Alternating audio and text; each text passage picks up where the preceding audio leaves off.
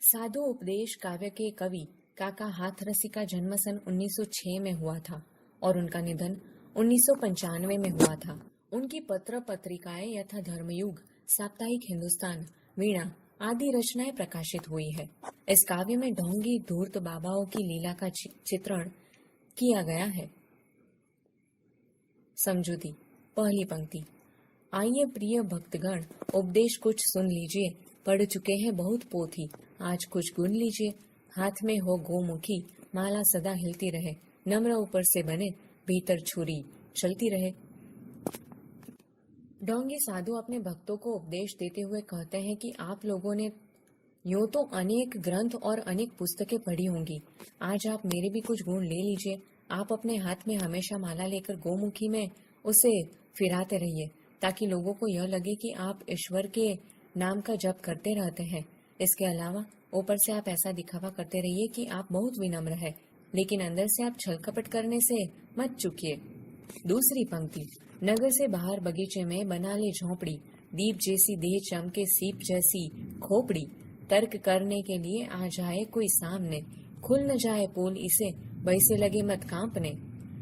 ढोंग करने के लिए ऊपरी दिखावा करना जरूरी है, इसलिए साधु का सच्चा वेश बनाने के लिए कुछ चीजों का सहारा ले लीजिए। इसके लिए आप अपने शहर से दूर किसी बगीचे में एक झोंपड़ी बनाकर उसी में रहिए।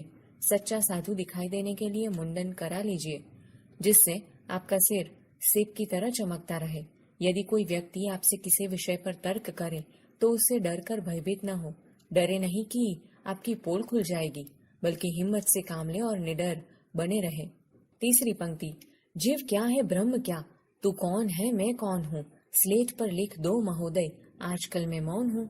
धर्म संकट शीघ्र ही इस युक्ति से कट जाएगा, सामने से तार्किक विद्वान सब हट जाएंगे।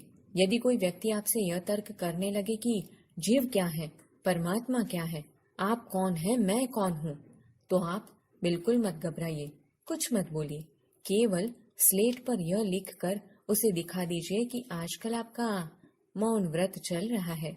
इस उपाय से आप एकदम मुक्त हो जाएंगे। तर्क करने वाले अपने आप वहां से चले जाएंगे। चौथी पंक्ति। किए जा निष्काम सेवा, सब फल इच्छा छोड़कर, याद फल की जब सताए, खा पपीता तोड़कर। स्वर्ग का झगड़ा गया, भय भी नरक का छोड़ दे, पाप घट भर जाए तो काशी पहुंचकर फोड़ दे। आप बिना किसी कामना या इच्छा से लोगों की सेवा करते रहिए। फल की परवाह बिल्कुल मत कीजिए। यदि फल की कभी याद आ जाए तो इधर उधर हाथ मारकर जो हाथ में आ जाए उसे झपट लीजिए। स्वर्ग प्राप्ति से कोई वास्ता मत रखिए। नरक में जाने का डर भी मन से निकाल दीजिए।